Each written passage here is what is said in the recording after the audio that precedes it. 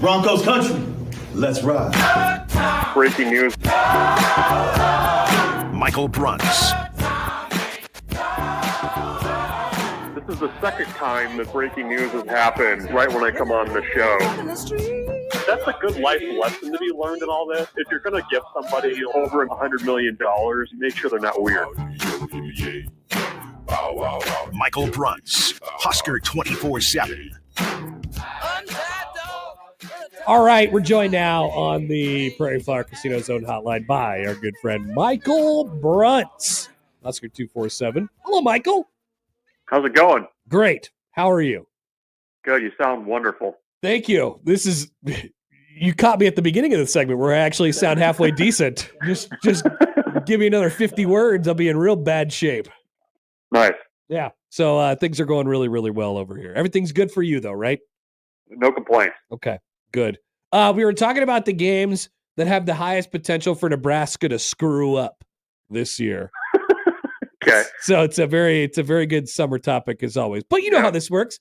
Everyone has their record prediction and they're like, yeah, they're going to go 9-3 or they're going to go 10-2. And I'm like, all right, show me your work. How'd they get there? And then we get a variety of different results based off of that. It's like, I can see him losing. I can see him losing on the road at Maryland. I can see him losing to Northwestern or something like that. Like if you remove the Penn State game and you remove probably like the Michigan game, and then the easy ones, the Akron and the Houston Christian, right? Assuming those go how you feel like they're going to go, is everything else still like almost a 50-50 proposition in your mind, Bruntz?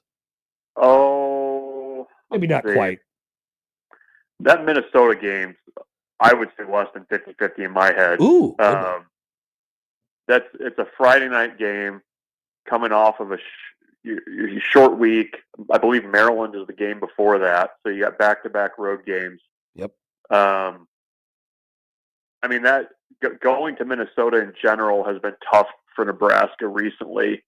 Doing so at night has been even tougher. I know they were right in it with them a couple of years ago, but you know what kind of game you're going to get, right? It's going to be probably a one-score game.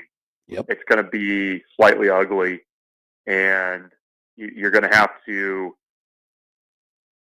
successfully do the things that you have not done as a program in one-score games over the last decade. So that's the challenge in that one. We kind of did this exercise. I think it was coming out of spring ball, BC, and Schaefer and I did. And I think that was one that we kind of universally agreed was going to be a tough one for Nebraska, just because it always is. Trying to think what others would they potentially stub their toe on. Yeah, the toe stubber games. Yeah, I mean the UCLA game out there feels a little fraught with danger. Certainly the way that last year played out doesn't inspire a ton of confidence. It's a road game in November.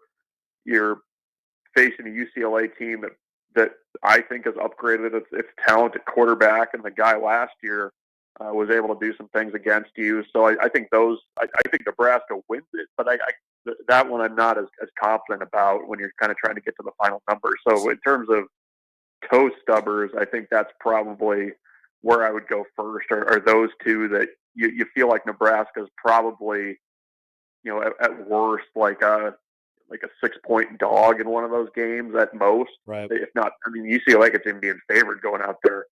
So, I think that's where my head goes initially. You could convince me of the Cincinnati game if you wanted to really kind of get in the weeds there. Sure. But I think those two kind of mine first.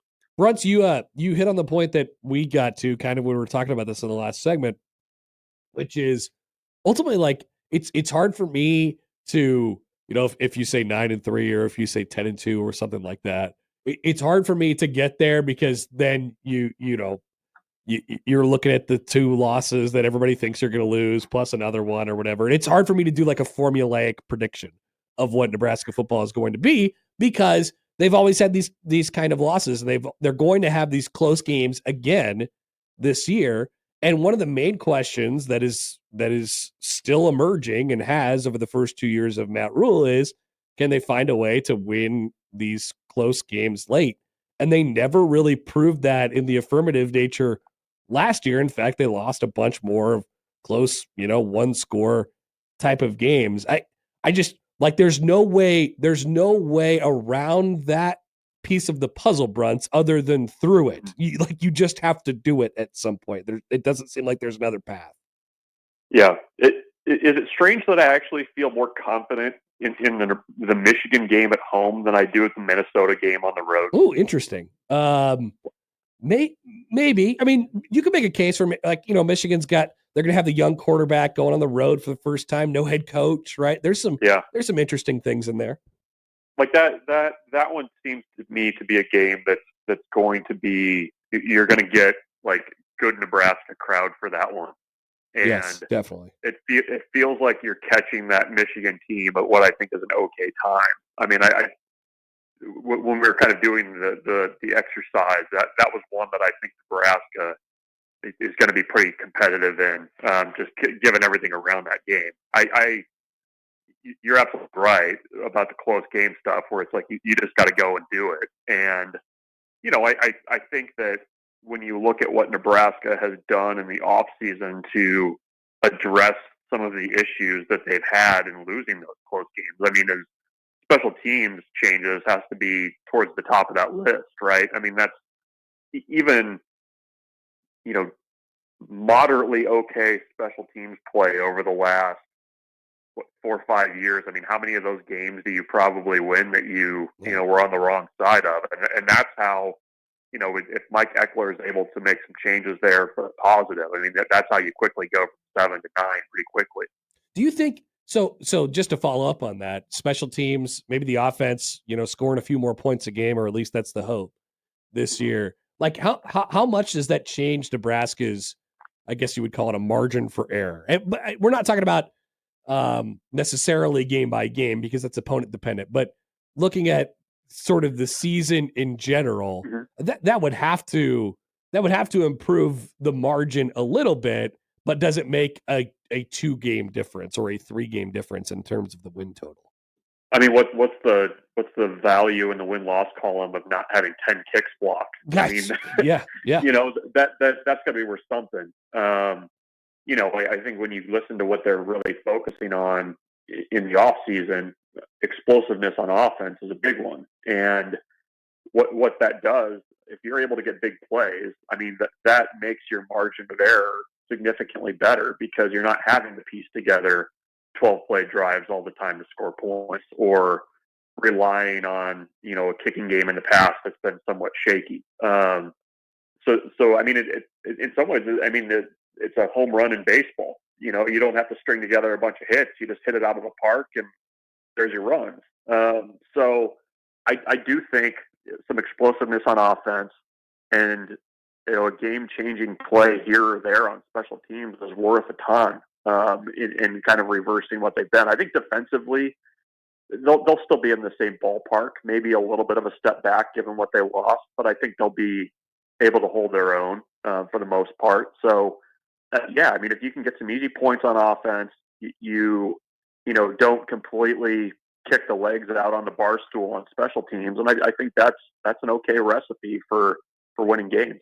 Bruntz, we've asked about the transfer portal in baseball over the last couple of weeks. They've gotten a few more guys as Nebraska baseball here. How have things turned out from your point of view as far as Nebraska baseball is concerned in the portal?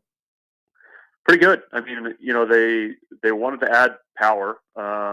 They've added 3 bats out of the portal. All 3 hit double-digit home runs last year. The kid they added yesterday from Southern Indiana, Cole Kitchens, one of the best hitters in that league, was being pursued by a number of Power 4 schools, and that was a big win for them. So, I think they've addressed some of the needs and kind of gone down a little bit more of the path, kind of, what I was just saying with, Nebraska football. Like, if you can hit a few more home runs, you don't have to be quite so fine with the bunt game. You don't need your pitcher to throw 7 or 8 innings every weekend to get wins. And so I think they've addressed some needs for sure. I still think there's probably an arm or two out there for them if they need to go that route. But I think for the most part, they have not lost guys that they wanted to hang on to. And I think they've also added quite a bit offensively to give them a little bit more pop at the plate as well. Yeah, something they lacked a little bit this year. All right, Bruntz. So you're off next week when it'll be our pre-4th of July show, or we'll just go random places with that. So the next time we'll talk will be in 2 weeks, which will be 2 weeks away from Big Ten Media Days. Can you believe it? Yep. I know. It sneaks up on you. You got to start getting the workouts in, though, to be sloughing it around in Vegas in the middle of July, though. So, anyways, yeah, it's quick. I was just looking at the calendar today. I was like, man, we're like a month from the start of fall camp here. It's coming fast. Yeah, get if you got the summer sickness that you're trying to get out of the way. Now, yep. I would argue that now is the perfect time to be sick. That's how I'm spin zoning my sickness right now. You actually lined it up perfectly. You avoided College World Series.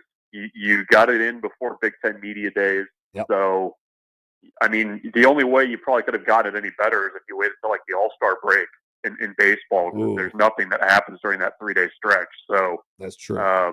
You did well though. So nice work. Thanks, Bruntz. Have a good 4th of July, and we'll talk to you in a couple weeks. Sounds good. Get a lozenge. Get well. Thank you. That's Michael Bruntz of Husker 247. They'll be covering Nebraska from all angles, even during the period of time, which includes next week. Next week will be interesting. So I have on my calendar a couple things for next week already. Okay. So July 2nd, I don't know when this came on the calendar, but I got an invite from young Nick. This is for a crossover topic, I assume.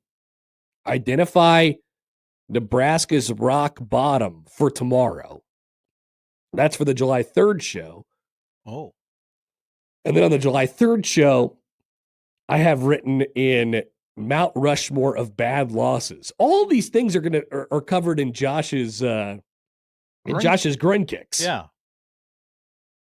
I can't wait to see what we're going to talk about next Thursday, the 3rd. Oh, I mean, it's gonna go somewhere. It's a big time topic alert day. Big time topic alert. And yes, the next time Bruntz join us, which will be Thursday, July 10th, will be less than 2 weeks off of Big Ten Media Days. That's gross. It is. But I often say, once Media Days gets here and then camp gets here after that, that's when it really starts. That's when the pain really begins. Like if you think you're in the desert of topics or near the desert of college football talk right now, just wait till you get to like 2 weeks deep into camp. There will be plenty of lists and everything like that, but you'll be sick of them by then. It'll be disgusting. I don't know. I like a good list. No, you get the list right now. You get the list during camp. But when you've had 6 consecutive weeks of lists, you're going to be done. You're going to be done with it. So that is all what's to come. The Chunkies are right around the corner as well. Can you believe it? I saw the tweet that said Harper Murray is going to Big Ten Volleyball Media Days, and I was like, whoa, that means that football will soon announce their cast too, right? Will it be Dylon Raiola? I would think so. There was some concern that young Dylon couldn't go because he is not of age. Oh, that's right. Certainly they will waive this, right? I don't put a guy on him. Can you? If you're going to do media days inside the Mandalay Bay, can you physically say that you can't, that you can come in here and you're I don't know what the rules are specifically on that casino, but there are some casinos where you literally can't be in there if you're not 21. It's for work. Now, but is Dylan 21 now? I guess I don't know when his birthday is. I feel like his birthday was in the last couple days. May 9th, 2005. So we got a while. May 9th, 2005. So yes, you were right. His birthday was not that long ago. He won't be 21 for another year. Mm-hmm. Wow. Happy birthday, Dylan, by the way. But will he be allowed at Big Ten Media Days? People are wondering. I don't know. That is a great topic for Topic Alert Day, which is coming up next Thursday. All right, we'll be back right at the hour after this on 1620 The Zone. Upon further review, The host's last statement was deemed to be somewhat comical. Somewhat. The Connor Happer Show returns in minutes on 1620. The Zone.